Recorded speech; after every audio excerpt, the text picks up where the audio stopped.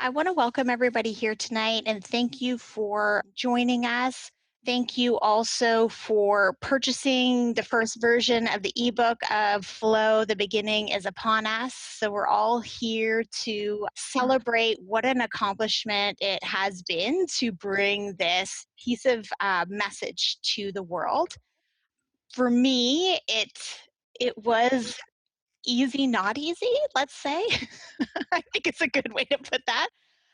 Easy in a way that it was delivered to me and I was asked to sit and write what was coming to me. So that was very easy. Not easy at moments because it asked me to evolve very quickly in order to measure up to the message. That being said, I still hope that there is much evolution to come from me even re-enjoying this message or speaking about it, which I think there probably is. And I have seen that this week as I started to post about this book. It caused me to evolve again quite dramatically and in full force. I think, and I've heard from others who have started reading the book, that it can feel almost like a healing session while reading it. And so, I guess just a little bit, I think I did go into it in the book, just a little bit of understanding about reading this book because it is a message being delivered. There are moments in the book where we might feel confused or tired or triggered in some way, could happen as well. Or we may feel that we didn't really understand what was being said or we have no ability to recall it. So this may mean that we want to put down the book or we want to have a nap or just take some time away from the book to give ourselves space. I'd like to introduce my guest tonight, who's joining me, Lisa Carter. Lisa Carter and I became close last year around the same time as this book was being channeled. She, in fact, brought me another book and said, I think this is meant for you to see. The bringing of that other book actually brought me to Panama last year and confirmed some intuition that I had already been having to go south, quite a bit south, and to then understand what I was going for. And a lot of it had to do with the energy that's talked about in this book. So, Lisa Carter is the founder and creative director of Intralingo. Lisa Carter leads the World Lit Collective, a membership community for adventurous readers who explore the world and themselves through books, and transformation happens. She's a lifelong reader, world traveler, seeker within and without, and brings 20 years of experience to bear as an award-winning literary translator, writer, editor, book coach, and world lit advocate. Lisa Carter, welcome. Thank you so much, Jessica. I'm so glad to be here. Would you like to say a bit about the World Lit Collective? Can you tell us a bit about that? Sure. It's funny as you were just introducing me and I'm looking at this screen, it's really actually kind of what the World Lit Collective really is all about. It's an international group. We get together. I choose a book every month for the group to read. We read it. We get together. Often we have the author or someone, a guest expert, come and speak to us about the book. And what we're going to do here tonight as well is really explore the power of books, not just what they have to say, but how they affect us, what our reactions are, what we learn about the world and about ourselves in the reading of it. So yeah, it's really actually just kind of mirroring this group tonight, actually. Well, I want to welcome you, and I'm so thankful for you to join me tonight because it's no greater honor than to be interviewed by you. I really admire your work and so much about you. So I look forward to hearing all the questions you have. Yes, I have like a whole sheet of them, so get ready. So are you ready to dive in then, Yeah. Jessica? Lovely. So yeah, absolutely. First, on behalf of us all, I really would like to congratulate you on this book, Flow, The Beginning is Upon Us. As you said, it is really something to birth a book. It's incredible. And this book in particular is absolutely magical. And I can't wait for everyone here to read it. So, first, just congratulations. Just sit in that for a moment. Oh, thank you so much, Lisa. It's been an incredible journey. It has. So I do want to talk about that to start. So, for those who haven't seen the book yet, Jessica, you say right in the beginning that you're clairaudient and this book is a channeled message. Can you tell us just a little bit about, you hinted at it, but dive a little deeper. What was that process like of being given a book and knowing that you were responsible for bringing it through? What was the process like? What were the feelings like? How did it come about? I think the universe really knows how to get me started on something because it just like it knows if you just drop me in it, I'll just start doing it and then I won't really think about it till much later. So that's kind of how it started. I was offered a position as a teaching faculty at Transformation TV out of the UK. Part of that process is to write a book. When I was offered that position, I heard intuitively I should take it. I was like, I don't have a book. This seems, rationally silly, but I listened to my intuition. I did take the position and then the book started to come through. So within a week or two, it looked like I was being asked to specifically sit during high periods of energy during the day. So around 10:20, 10:40. So about 20 minutes in the morning, 20 minutes in the afternoon around like 1:32. I would be asked to sit down, given that I didn't have something else that I was doing. It actually, like sometimes it would then be like, okay, you've had such a big day, you've missed, let's do, 10 o'clock, 10:30 at night. So there was always at least one sitting and sometimes two. And I would sit during that time and it would flow very easily. So you could tell that I hit the right timing because words would just pour onto the page and then they'd slowly ease off as I was getting towards the end of that time frame. And I just had to push back and leave it the way it was. It didn't have a form at first. So it was, mostly coming through. I think there were chapters, but even that formed itself over time. Interesting. So, did it come through in the order that it appears in the book, or is that something you put together afterwards? I'm I just think, curious now about the flow. yeah. Mostly it came through in the order that it has. There was a Interesting. moment, I can't remember specifically, but I had gone through quite a bit of evolution and then we were doing kind of like a walkthrough back through the book. And a chapter had to be added or something had to be taken away. And so there was moments like that, but mostly it came through in the same order. Interesting. Well, it definitely has flow and cohesion. And I imagined actually, as I was reading it, that it came through pretty much in that way because every chapter leads to the next, it builds upon the previous. Yeah, it does. But that was one of the things actually that made me kind of nervous because I wasn't sure it did. Ah. As you're doing it, I'm like, well, I guess it's not really like, but I'm a perfectionist at heart, right? So early perfectionist, phasing out of it. So that piece of me was like, does this actually like work? So I had to really take a step back and just let it happen and then be okay with whatever the result was. That I didn't want to put the added pressure of my own, wanting to be perfect or not have any errors or that sort of thing. Yeah, that's actually something that's really interesting. I hadn't thought about, but as a channeled book, of course, you want it to be that, and it's coming through you, but not impose yourself on it.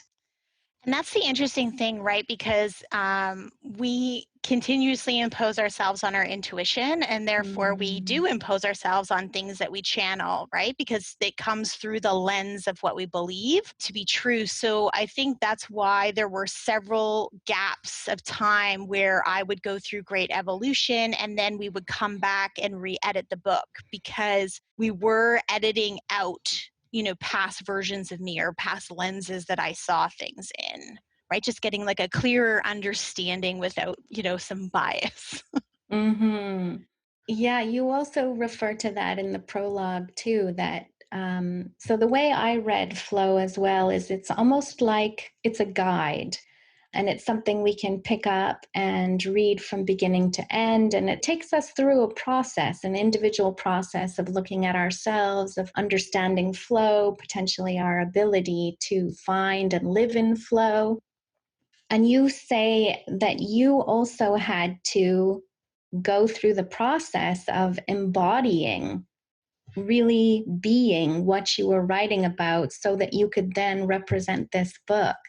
You said that evolution was pretty major. Sometimes it was incredibly fast. Can you tell us a little bit more about what that was like for you? Sure. I think it had already begun well before the book, to be fair. I think the moment I realized that, we create what we believe, like that got dark fast. So it's always easier to understand a concept when the situation is very small or containable, right? And when we look at the world in its like chaotic beauty and form, when we think of, do we create things, it gets a little wide eyed, let's say. So evolution of self during this journey, I knew right away that I would have to represent it. So I knew right away I'd be doing interviews and there would be, many questions asked and I would need to be able to represent the words. And so I definitely knew at the time that it started, I was not ready for something like that. However, I have good, I call it manhandling. I manhandle myself very well in my brain. So of good technique in terms of like keeping myself focused, even if I feel like I am not going to be worthy or something to that sort. I had great friends too that helped. People came in at the right moment to help me to evolve or to stick by me or cheerlead me through lots of stuff. Can you give Yeah, us an example? yeah. I'm trying to think. Yeah. It's hard to think back, but I'll give you the most recent example because I think it's the one I can recall the most. So, recently, as soon as I started posting about the book, I started to come into an evolutional period that had me questioning again what I believe to be true. Because this book is for everyone and represents everyone, I had been possibly like both from a religious institution and then a spiritual institution when people are on the fringe of stuff or like a little bit too orthodox with things or hold on to things a bit tightly. I don't like that, right? So, like, I obviously, someone like me who's eager to run into flow does not like when things are held tightly. So, I hadn't realized that this non liking of certain types of people or groups of people or behaviors was actually a reflection of pieces of myself that I did not like. And in that, I would be blocking them from this message and essentially even blocking myself. And so this asked me to really look deeper at, I guess, the mystic side of me. I think I've probably come to terms with the religious side of me, but those two things are very mixed up, right? Because we kind of had religion come in and be like, no, you're bad, stop it. And so many lifetimes of being told or even beaten to keep this version of me out, right? This mystic side, this intuitive side, this medium side, this person that can heal and do all sorts of things. There was a squashing of her. And so it was like fully kind of releasing her in order to also then accept everybody, how they come in all forms. That's incredible. I think it brings up a point for me, that you make or is made very well in the book, in that it's a constant process. The understanding of flow, the coming to that place is a process. And even then, it continues. It is in movement, it is adaptable, it is changing, ever changing. And I think what you just said there really proves that if you are still changing along with it, I think that is going to be the same for readers as well. I agree. And I had that feeling that it would awaken something in the reader, right? Depending how we meet anything, right? If we're busy and not really focused on it, then it could be just a read. But if we're putting more attention to it or letting the words sink in and the message sink into us, it could actually affect and change us. I think also, too, that people similar to me who have gifts and abilities like mine or differing from mine will feel this pull to continue reading it, almost like a hunger starts to awaken because they want to know, okay, well, what is the next thing that's keeping me from this time period that I could have? I like so much that you called it a hunger. So I'll tell you a little bit about my experience of reading the book. So I got an advanced copy so that I could read it, prepare to talk to you. And I read it in these, so the chapters are all very short. They're very condensed. There's a lot in each one. So as I would read it, it felt like I had to just stop and chew, literally chew on it, digest it a little bit, and then I could go on to the next bit. But then yesterday, I felt like I had to read it from beginning to end, and I had to just kind of really gobble it all up all at once. But when I did, it was all wonderful, don't get me wrong. But after I did that yesterday morning, I had to go have a nap Mhm. afterwards because there really is a lot in here to process. And flow actually asks us to take an active part in this book. It asks us to stop and to reflect on what we've read. Yeah, that's the exact feeling even of me going back through to edit it. Like, I think that's why it was delivered in small chunks too. Timing was right, obviously, for things to come through easily, but also small pieces because it's moving right through me at the same time. And so when something comes through you, your spirit is becoming aware of it, and you yourself are evolving right in that moment. And you're like, ah, I need a break. So yeah, and then editing it was the same way. Like there was no all the way through for me, right? Like it was just pieces at a time and then all of it coming together. I think maybe once I read it all the way through. Mm. Yeah, in one sitting. I think it's an interesting juxtaposition too, because this whole notion of flow that you give to us in the book is that we don't have to struggle or force or push. In fact, that's the exact opposite of what we need to do to live the way we're meant to live the way, as you read at the beginning, that it was at one time and somehow we lost. But yet, we do have to, as I said, take an active role in getting to that place. Could you give us an example from the book of some things that flow asks us to do along the way to get to flow? I think one of the biggest things that the book asks us to look at is how we hide ourselves or we neglect ourselves. We keep ourselves kind of under wraps. And for some of the reasons of being afraid of what's possible, being afraid of who we actually are, even having experience where somebody has told us, basically don't be like yourself.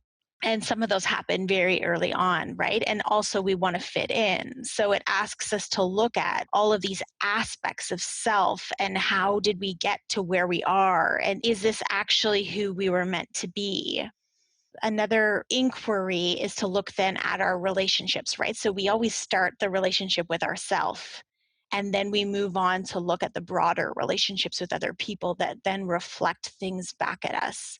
And we look at how, we put others first above ourselves, which is a big thing. And that was a big thing for me to learn. That was maybe one of the first like second aha breakdown revelation things that I remember evolving through, which is, I put everyone first before me, even to the point of, I didn't know what I wanted to eat. I only concerned myself with what does my son want to eat, or what does my husband want to eat, or, what do they want to eat?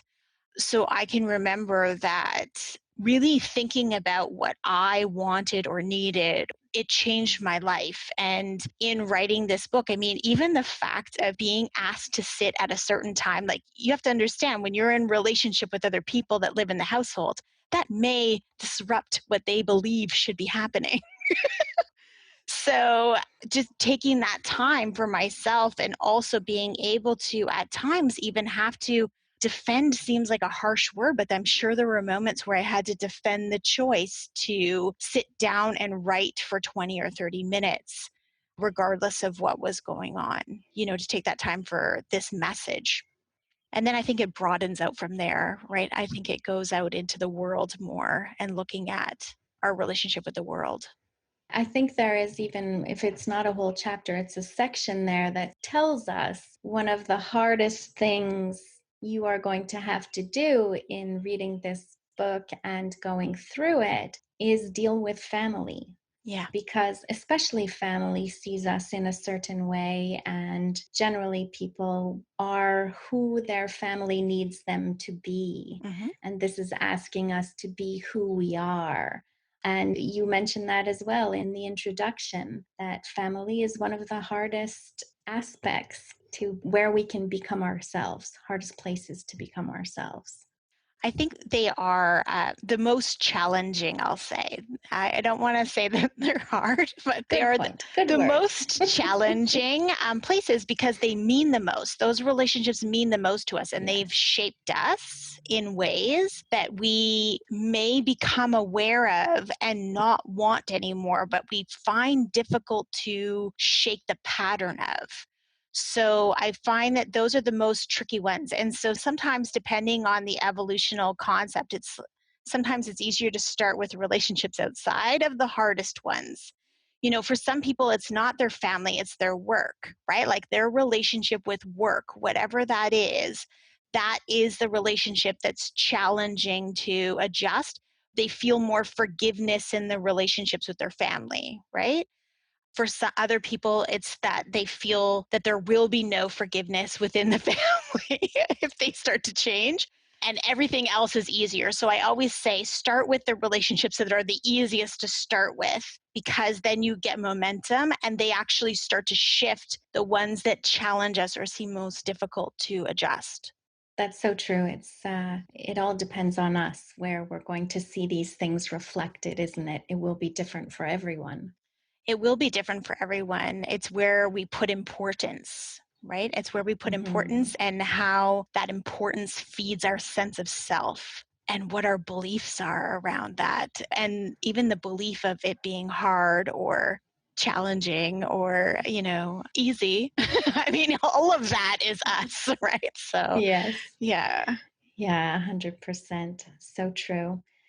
So, as we go through as readers, through flow in whatever way we choose to read it, whether it's pieces here and there or reading it as a whole, one of the topics that comes up a few times is this notion of, again, it's not just us, but there is a connection with the celestial, with solstices, with equinoxes, with the sun and the moon and the earth and the stars, and that can amplify our own development and reaching of flow at certain times. So I know you chose June 16th for a reason to release this book, to bring it out into the world. Would you like to talk a little bit about that?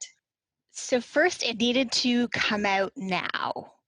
I mean, any time during this, last 3 months sort of escapade of dramatic energy unfolding, it could have happened, but it definitely needed to come out before. And it's interesting because if you read the book, there's still like a bit of my own bias, which was I'm not a big, star chart person. So you won't hear me say anything about Mercury Retrograde, which is happening this week and starting.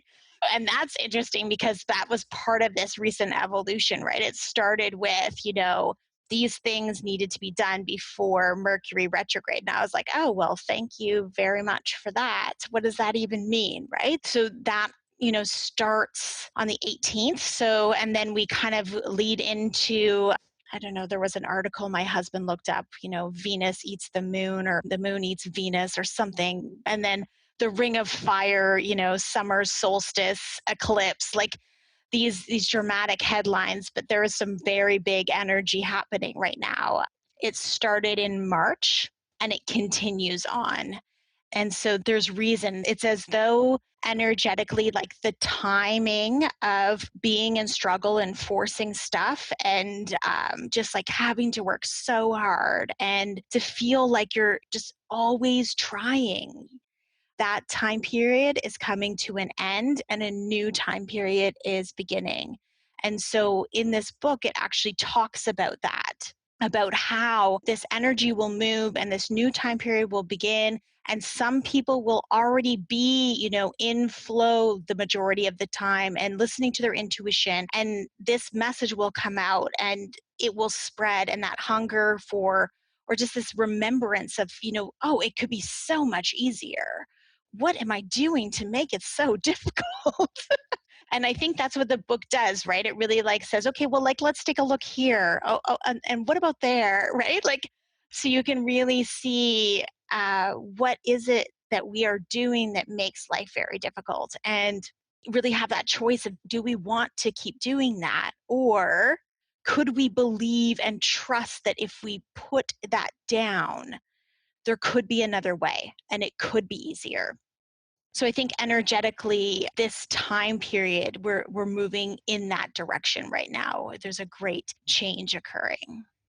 Like with all books, they're written at a very different time than when they come out. But this book in particular, you started it last year in the summer. Look where we are now. It's June 2020. There is a global pandemic. Mm-hmm. There are race and other global issues happening everywhere. We are in quite a world, and now is the time for this change. Yeah. Yeah, there are no coincidences, of course, but I'd love to hear your thoughts on now. There's a part in the book, this won't be word for word, but it talks about this energy coming and it will bring peace and destruction. And so I was asked about this on a podcast interview recently, and what this in fact meant, because that sounds very like, whoa, what is happening? But there have been systems, institutions that we have been perpetrating over and over and over again that do not work for all of humankind. There are belief systems, there are thought patterns that we have, words that we keep saying without understanding the impact that they are having. And I think that those things are going to be brought down. That is where the destruction will lie. But in that, there's going to be this great peace. And so many of us will be like, there's so much happening, but I feel very peaceful. And at first, when the pandemic hit, I thought, oh, well, that's very privileged of me, like because I have certain privileges. Then very quickly, so that was me self-doubting, all the work I've done in order to be privileged or have these privileges now.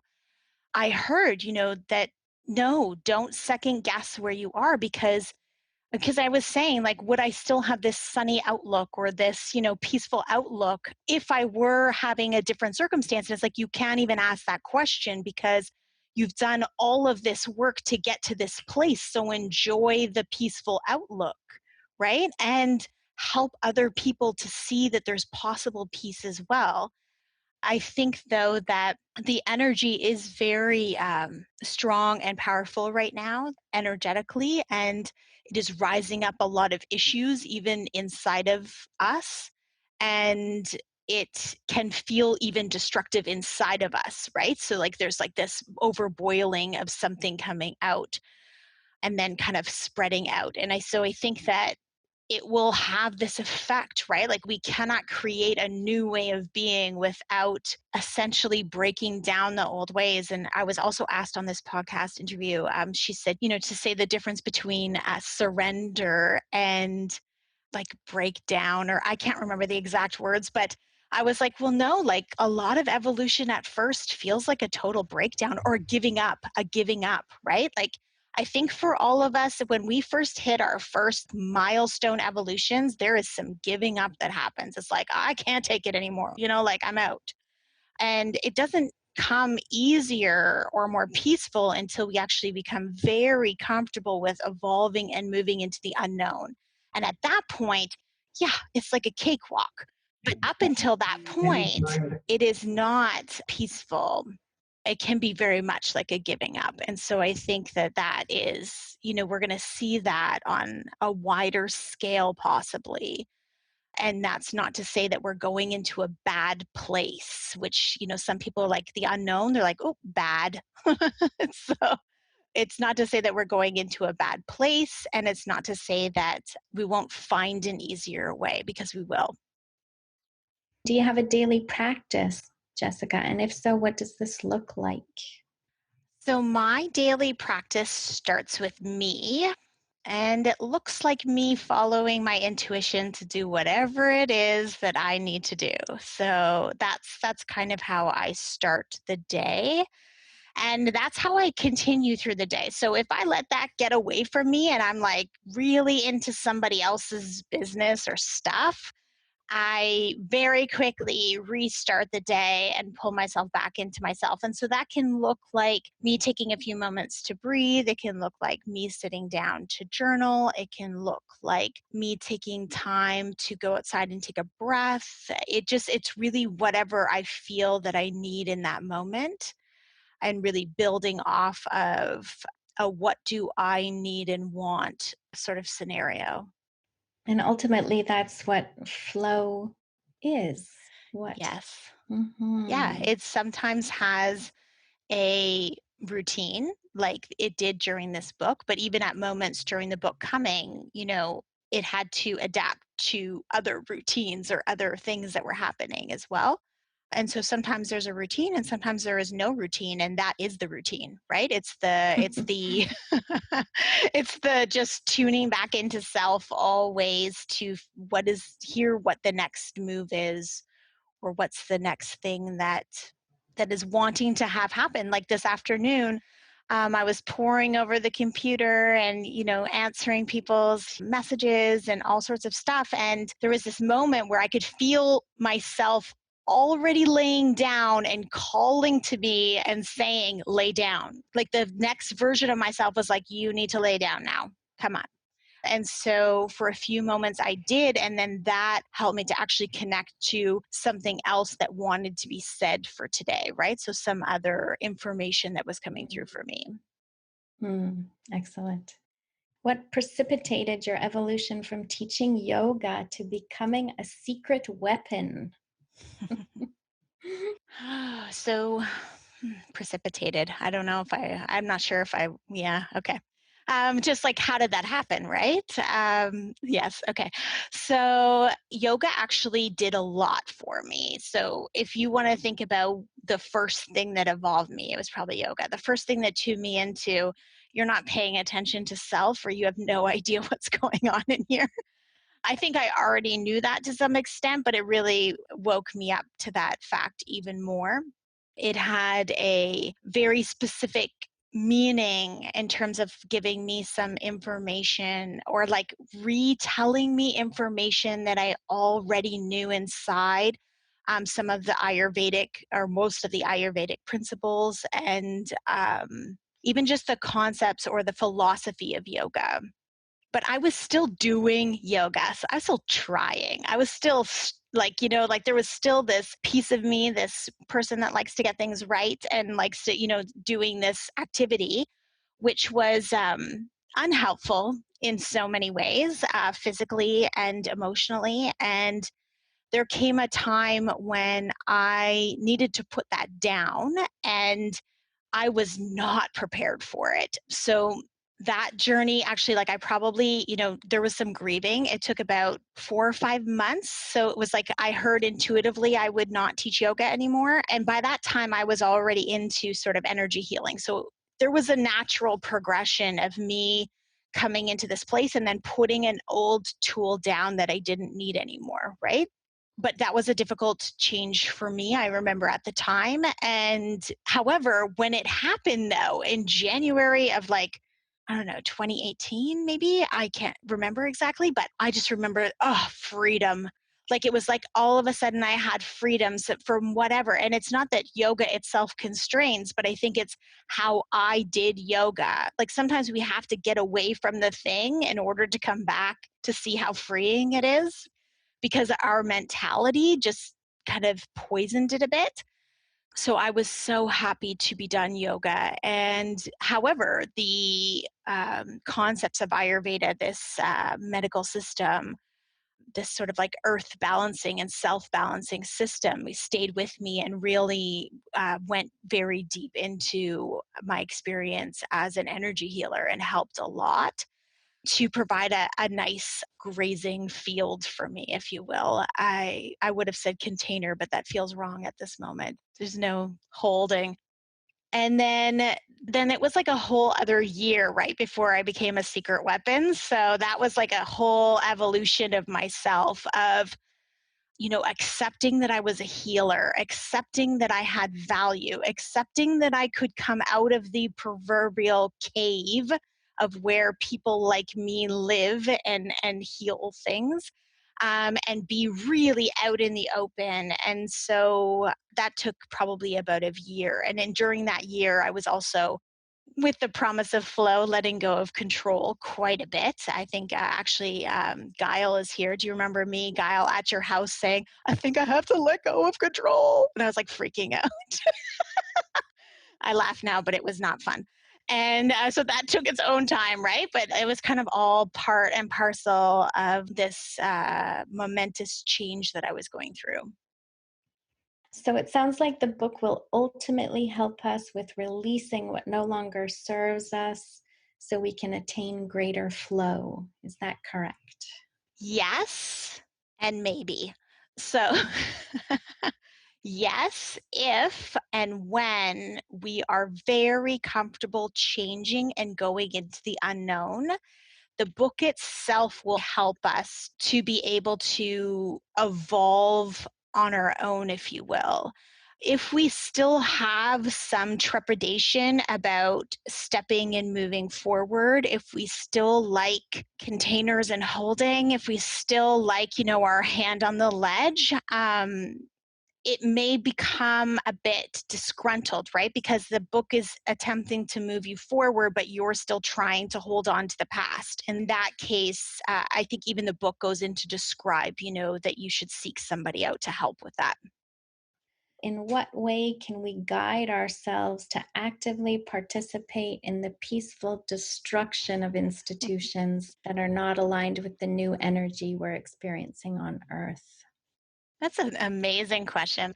I think maybe what I'm going to say, which is we would probably listen to our intuition and really that guidance that's coming to us because even myself in this last few weeks, it's do I do something? Do I not do something? Do I do and I just kept hearing is that the purpose of being on purpose is that we relax into ultimately a greater intelligence that can see things that we cannot even put all together, and that it will work itself out. So there's a bit of trust. So it's like if you're pulled to make an action, make that action. And if you're pulled to be quiet, be quiet.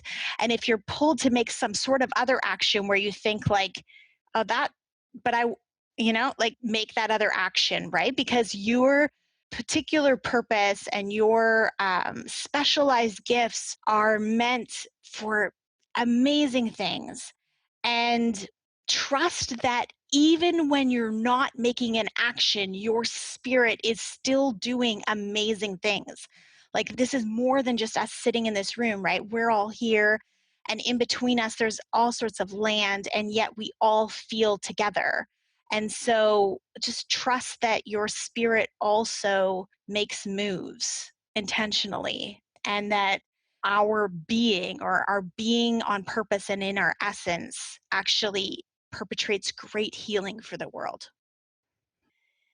When you face the challenge of what shaped you, like family, work, religions, expectations, and recognizing you needed to shift in a different direction, what did that look like? And how was it received by those that had shaped you for so long? Where did the courage come from? Ooh, Yeah. good one. So I started out with narcissism. That really helped. I had a lot of thinking I was better than everybody else. It definitely will push you so far until you have to heal that piece and, become realistic. So we're down to earth. So there's a couple things there. I had very good compensation strategies, like emotional compensation strategies, because of trauma. Like I said earlier, I could manhandle myself very well. Like I can really force myself and push myself forward. When you're an A plus achiever, like you tend to be able to make moves like that. So I had good compensation strategies that only worked for so long. And I didn't have great attachment with my parents, like not great attachment patterns because of trauma young. And so that was helpful too. They had, if you will, their parents were quite religious, and then they were not so much religious. And then I came in being highly spiritual and seeking, the word atonement is coming. I'm not sure how that fits in, but seeking something, to be with people that were like me. And the first people that I saw were religious people. So my actual dad and mom, they kind of just seemingly ride the waves of me changing. I think I've been changing since I was given birth to be honest with you. I was like, let's change everything. I don't like this. We're changing it. Like that was my thing. Later on, though, so some of the more tougher relationships were like my grandparents, I was very close to on my mother's side. They were very Catholic. I think for a while, my grandmother, she used to, because I was a try hard, right? And she'd be like, oh, like just don't. And I don't know if that was the greatest advice. I think she was trying to help me find ease, but really it sounded like she just wanted me to stop doing stuff. So, but my intimate family, so like my husband and my son, had moments of extreme distress about, some of my evolution and my journey. And that was fun to wade through emotionally, I guess. Like fun, not fun. But luckily, I have this confidence, which I think came from the narcissism, and then that quieted down and healed itself. But I always have this confidence, which I'm not sure, like a very groundingness that is, even when people are saying, that they don't really, let's say they're not jiving with the message or the idea. I'm like, okay, cool.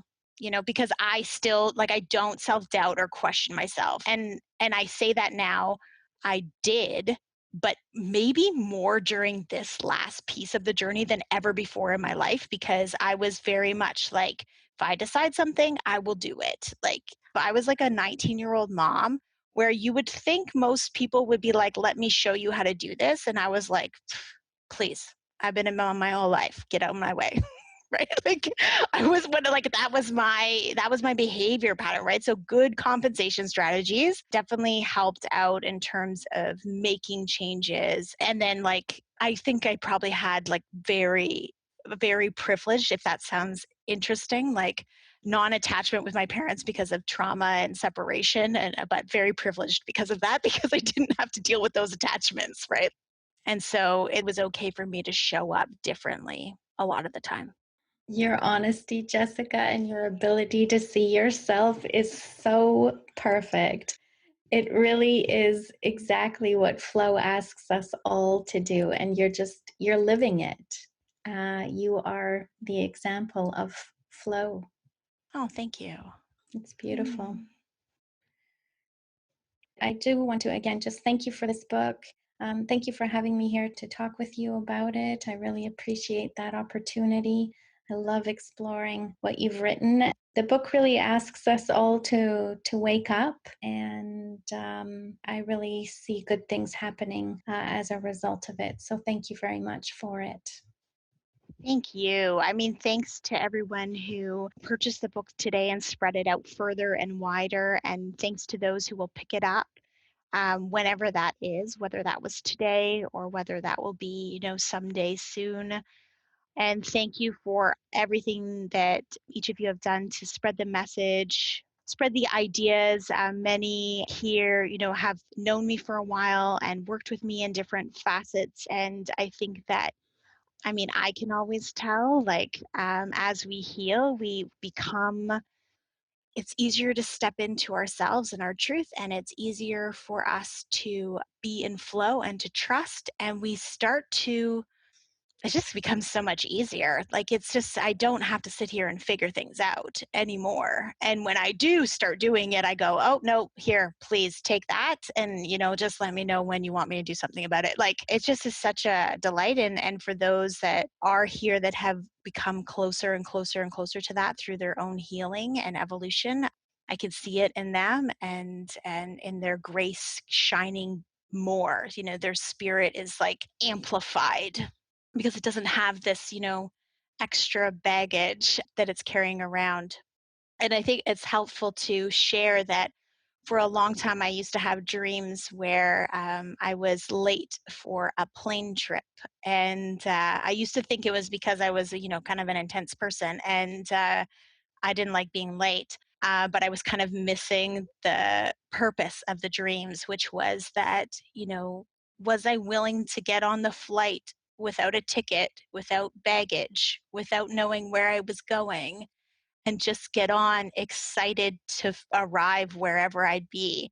And it wasn't until the last year when I finally realized that. And so it took, evolution and months of working that process until finally, I think the last dream that I had like that, there was a trip and we were going to be going somewhere, and I didn't really worry about baggage or anyone else's baggage or luggage, whether they were packed, or any tickets.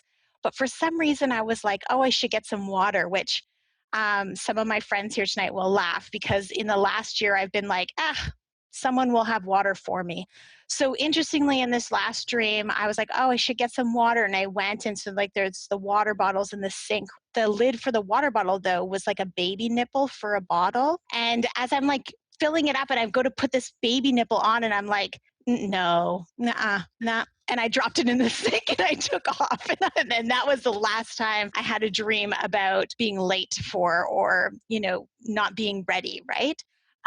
Because I was no longer taking things with me, and I was no longer allowing for, like, that nipple was like symbol of like other people drinking from me or other people taking things from me, right? So I was no longer allowing that to happen as well. I just wanted to share a bit of that with you guys. Thank you, everyone. Thank you so much for joining us tonight. Thank you, Lisa, for being here with me. And thanks everyone for being here with us. I think that, truly, if you can feel it, we've done something magical for the world today, even in us being here and sharing some of this message together. So thanks so much. Have a great night. And I will see everyone soon.